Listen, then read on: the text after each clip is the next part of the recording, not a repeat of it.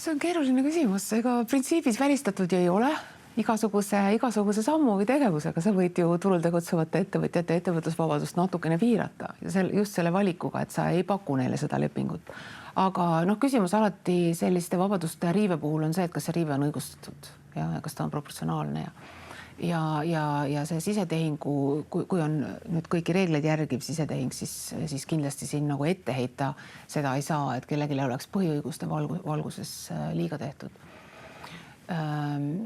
Või ka Euroopa Liidu aluspõhimõtete valguses samamoodi, et selle teemaga, et kas sisetehingu või halduskoostöö lepingu puhul kas ja millisel määral tuleks arvestada nüüd selliste fundamentaalsete aluspõhimõtetega, isegi kui nad riigihankeõiguse regulatsioonile ei allu.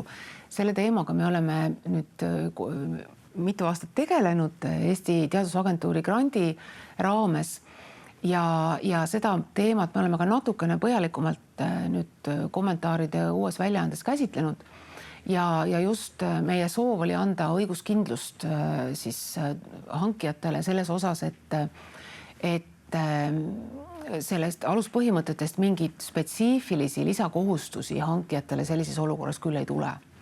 Et nii nagu avalik sektor igasuguses tegevuses, kui sellega kaasneb piiriülene huvi, peab alati arvestama näiteks mittediskrimineerimise kohustusega.